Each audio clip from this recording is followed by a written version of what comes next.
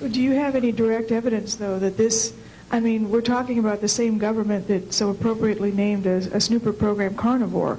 So just because it's named the Alien Reproduction Vehicle, considering the history and the questions that have been existing for such a long time about flying saucers, I mean, do you know, is there any direct reason to believe that this is actually derived from technology? Any of the witnesses who can attest to that? And how would this, a propulsion system, a rocket engine doesn't necessarily translate into electricity. Can you elaborate on that? Well, the first part of your question, I would say that the testimony of witnesses we have, some of whom are here, others that are not here, but they're in the briefing materials, is that they have studied, we have studied specifically extraterrestrial vehicles which have been retrieved. The breakthroughs in that research have led to applications that have led to the building of this and similar anti-gravity devices. And that, in fact, this can be proven in open testimony before Congress, and that is exactly what we are calling for. We have the witnesses to establish this, and they also have the documents and the specific details of the propulsion systems. But this is not a jet internal combustion system at all. It is actually kicked in by a type of electric power source, and it then accesses this ambient zero-point energy field that is responsible for all matter and energy existing, and by special configurations and what have you, it causes a cancellation of mass inertia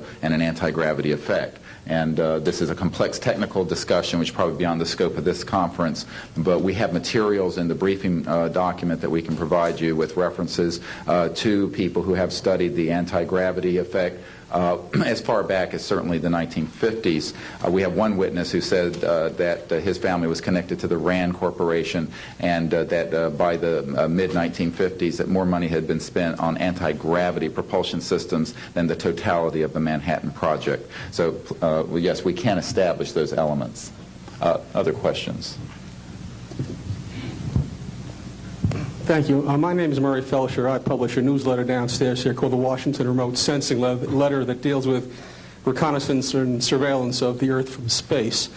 My question is this. Since 1972, with the launch of Landsat 1, and now with the launch of commercial space imagery, there are some archived, I would say, upwards of 35 million photographs of the Earth from space.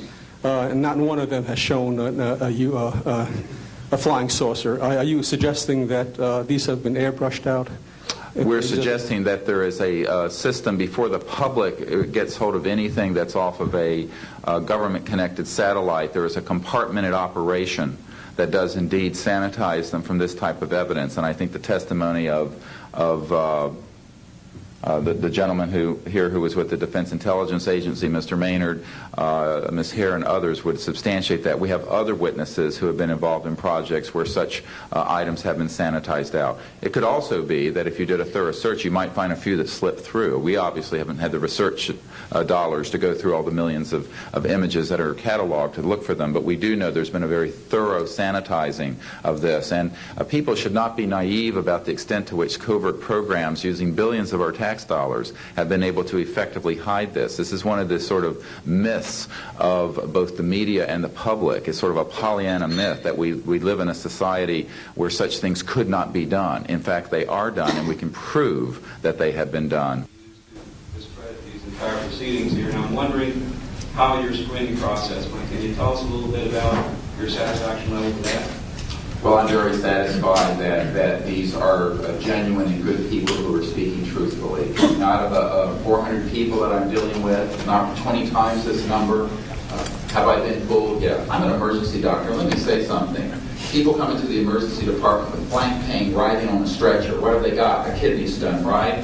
Yeah, well, some of them go into the bathroom, prick their finger, and squeeze blood into the water, the urine sample, to show that they have blood in their urine so they can get a narcotic injection.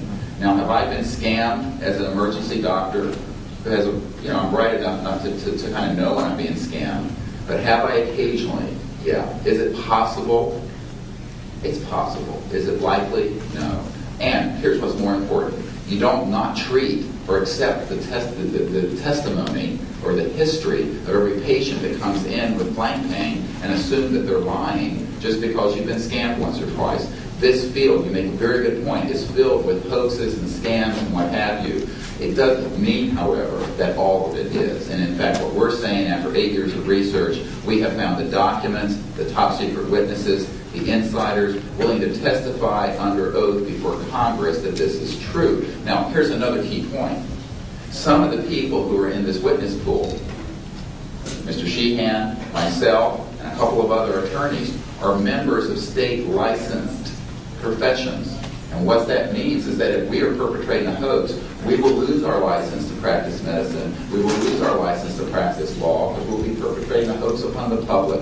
So what I would say to you is that the group of people before you are very credible, and the others whom we have identified are. We are not the CIA. We have not been able to do a $50,000 background check on each person. I'll give you that caveat. But we have done very serious interviews and vetting. And by the way, these people have presented their DD-214s, their defense forms, other documentation that show the two DD-214s and others that show that they were in the military at a certain place and a certain time. So we're very comfortable that, in fact, that the weight of the testimony will carry the day here and that this is real. I had an insight, and it relates to your question. There have been tens of thousands of sightings and experiences from all over the world. Only one needs to be true. Because if only one of them is true, then the entire case, the non-reality of these sightings, falls apart.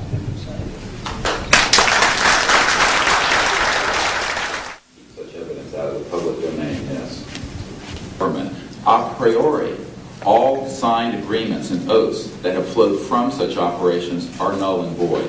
What that means is, in legal theory, is that if it's an illegal enterprise, the agreements those that are entered into as a result of that illegal enterprise have no legal standing. So one of the things I would like to announce today is all of the men and women listening to this need to know they are free to speak. We are declaring all national security oaths on this subject null and void. They have flowed from illegal operations that has no standing constitutionally. My people, my mother's family, who fought in the American Revolution, were prisoner of war with the British to help found this country, did not fight and die to form the United States so that this kind of chicanery can go on. So these men are free to speak, and there can be no legal repercussions against them. We have legal counsel who will also support this theory, and we're taking this to other constitutional scholars. It is time for that game to end. It is time for a new era in the human experience. Yes.